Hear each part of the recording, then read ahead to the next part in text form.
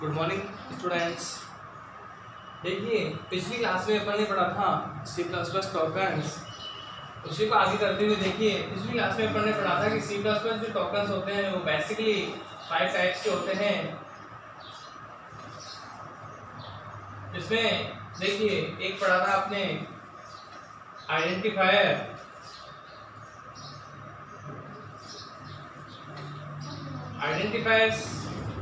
Second पढ़ा था keywords,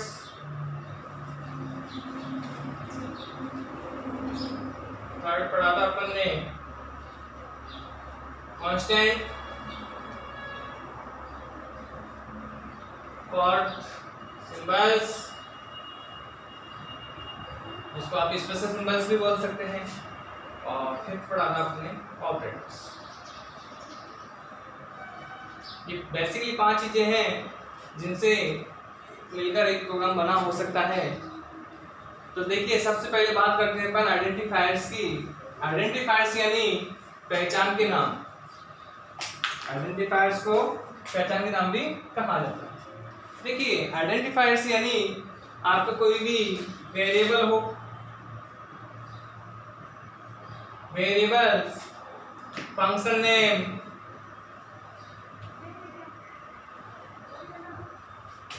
array name,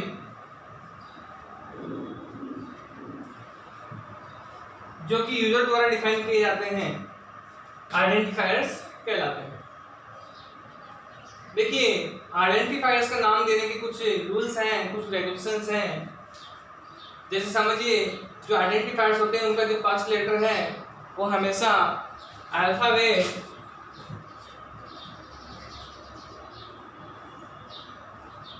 या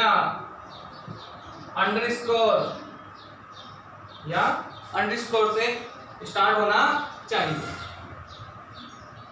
आइडेंटिफायर्स का नाम देते वक्त आप स्मॉल लेटर्स, कैपिटल लेटर्स आदि का यूज कर सकते हैं।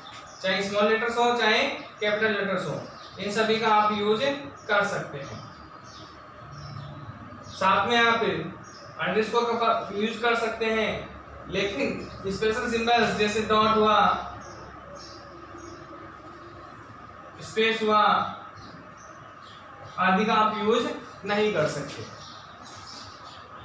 यदि आपको आइडेंटिफायर का नाम देते वक्त 2 स्ट्रिंग्स को एक साथ जोड़ना है तो आप अंडरस्कोर का यूज कर सकते हैं। जैसे एग्जांपल रोल अंडरस्कोर नंबर, ऐसा आप कर सकते हैं। यदि आप इस तरीके से कर दो रोल स्पेस नंबर तो ये एरर, यानी स्पेस का यूज आप नहीं कर सकते। आइडेंटिफायर्स में देखिए अगर आपसे पूछा जाए कि वेरिएबल का नाम डिफाइन करने के रूल्स लिखिए, यानी एक वेरिएबल को डिफाइन करने के क्या नियम होते हैं, तो ध्यान रखना जो आइडेंटिफायर्स के नियम रूल्स होते हैं वो भी वेरिएबल के होते हैं।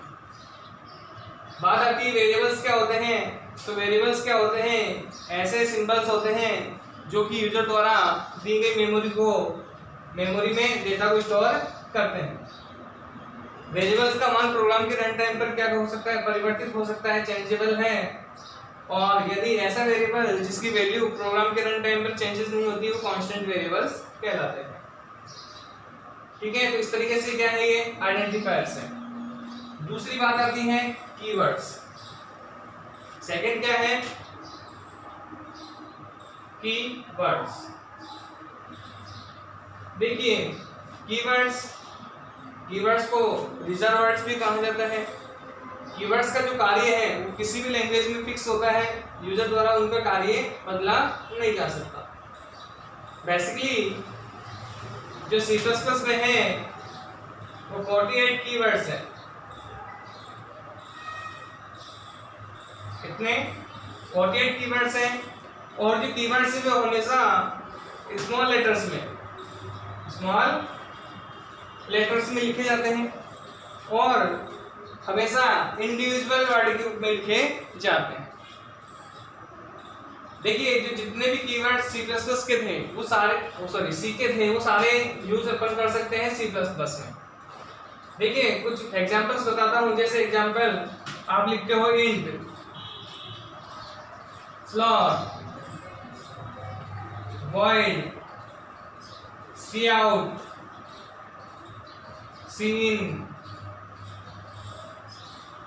return, auto, for, while, switch, case, register, ये सभी क्या हैं? इसके कीवर्ड्स हैं। टोटल कितने हैं? 48 कीवर्ड्स। इनका कार्य क्या होता है? C++ लैंग्वेज में फिक्स है, यूजर द्वारा इनको कार्य को क्या नहीं कर सकता, टास्क को चेंजेस नहीं किया जा सकता। फिर बात आती है सिंबल्स की। देखो सिंबल्स में पहले बता चुका हूं, स्पेशल सिंबल्स जिनको अपन कहते हैं थर्ड,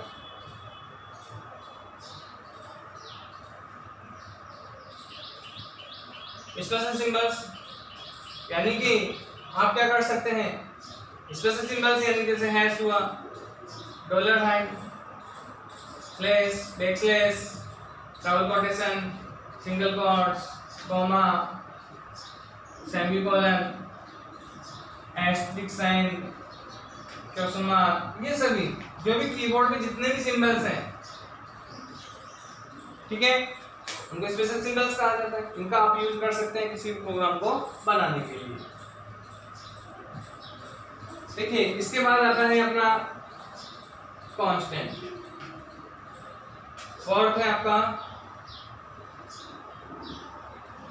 कांस्टेंट। देखिए कांस्टेंट क्या होता है कि कांस्टेंट यानी कि जिसका मान प्रोग्राम के रन टाइम पे बदला नहीं जा सकता। देखिए कांस्टेंट क्या होते हैं, बेसिकली दो प्रकार के होते हैं। एक तो कांस्टेंट होता है इंटीजर प्रकार का, किस प्रकार का, sorry numeric constant, numeric constant, और एक होता है कैरेक्टर कांस्टेंट, कैरेक्टर। देखिए न्यूमेरिक कांस्टेंट में बेसिकली क्या होता है, एक तो होता है इंटीजर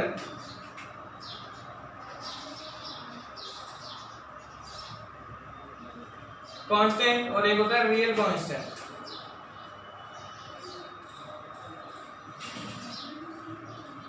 देखिए इंटीजर कांस्टेंट से यानी कि जिसमें दशमलव चिन्ह का यूज नहीं होता है, और रियल कांस्टेंट में दशमलव चिन्ह का यूज किया जाता है।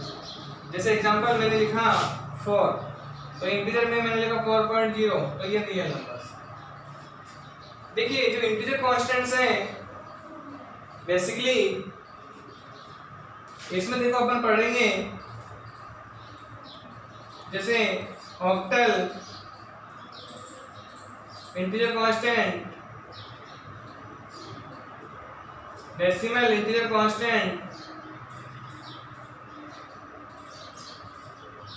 और हेक्साडेसिमल कांस्टेंट। तो इस तरीके से इंटीजर कांस्टेंट्स भी क्या होते हैं, 3 डिवाइडेड हैं, ऑक्टल, डेसिमल और हेक्साडेसिमल। जैसे एग्जांपल समझिए, मान लीजिए मैंने लिखा 3, तो ये हो गया डेसिमल इंटीजर। ये कौन सा हो गया, डेसिमल इंटीजर। और मैंने लिखा 0, 3 और 3, तो ये हो गया ऑक्टल इंटीजर कांस्टेंट। ये कौन सा, डेसिमल इंटीजर कांस्टेंट। मैंने लिखा 0x 3, तो ये हो गया हेक्सा डेसिमल इंटीजर कांस्टेंट। तो इस तरीके से इंटीजर कांस्टेंट्स होते हैं। बात आती है रियल कांस्टेंट्स। देखिए रियल कांस्टेंट्स में जैसे कि पहले बताया मैंने, रियल कांस्टेंट्स जैसे आपने लिखा 0.3, ये भी रियल कांस्टेंट्स हैं। आपने लिखा 0.3, ये भी रियल कांस्टेंट्स हैं। आपने लिखा 3.0, ये भी रियल कांस्टेंट्स है। आपने लिखा 3.0, तो ये भी क्या है, सभी रियल कांस्टेंट्स हैं। देखिए रियल कांस्टेंट्स को लिखने का एक तरीका भी होता है। जैसे मान लीजिए इस तरीके से लिखा 3.0 फॉर e की पावर 10, ये पॉजिटिव भी हो सकते हैं और नेगेटिव भी। तो ये मेंटिस का पार्ट कहलाता है, ये एक्सपोनेंट पार्ट कहलाता है। ये बड़ी जो सबसे ज्यादा बड़ी संख्या हो या ज्यादा छोटी संख्या हो उसको लिखने के लिए यूज किया जाता है। ठीक है, इसको साइंटिफिक वैल्यू या साइंटिफिक रूप से लिखना कहा जाता है। तो ये हो गए रियल कांस्टेंट्स। बात आती है कैरेक्टर कांस्टेंट्स की। देखिए कैरेक्टर कांस्टेंट्स क्या है वो चीज समझिए। कैरेक्टर कांस्टेंट्स होते हैं 2 टाइप्स के। फर्स्ट होता है आपका सिंगल कैरेक्टर, जिसको अपन कैरेक्टर कांस्टेंट कहेंगे, और एक होता है मल्टीपल कैरेक्टर्स।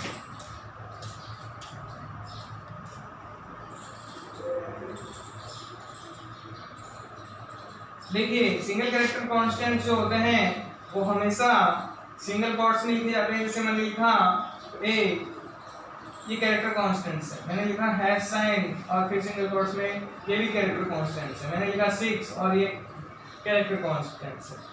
यानी कि कैरेक्टर कांस्टेंट किसी प्रकार का हो सकता है, चाहे सिंबल्स हो, चाहे डिजिट्स हो, चाहे अल्फाबेट्स हो, लेकिन हमेशा सिंगल कोट्स में लिखे जाते हैं। और जो कैरेक्टर कांस्टेंट्स हैं उनकी कोई ना कोई इसकी यानी American standard code for information interchange value जरूर से होती है, यानी इनकी कोई आस्की वैल्यू होती है।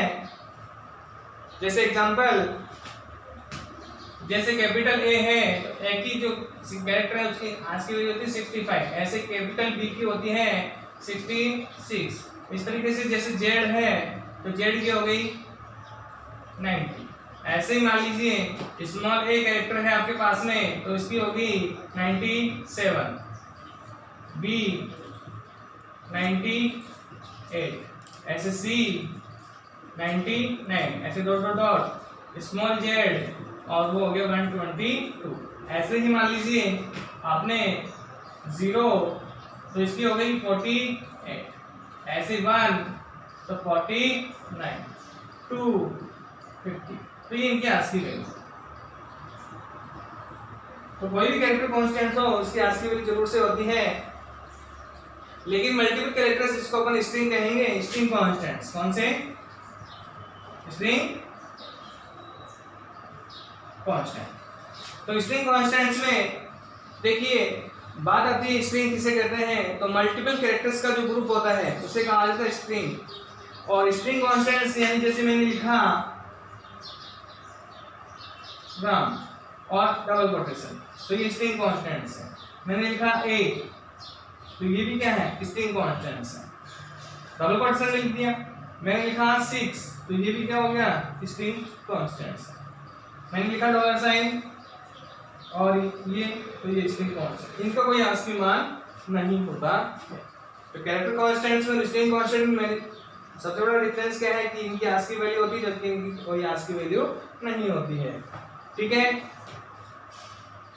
इससे आगे देखिए बात आती है किसकी? ऑपरेटर्स की।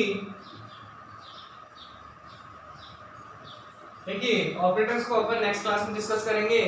आज के लिए इतना ही काफी। थैंक यू, धन्यवाद।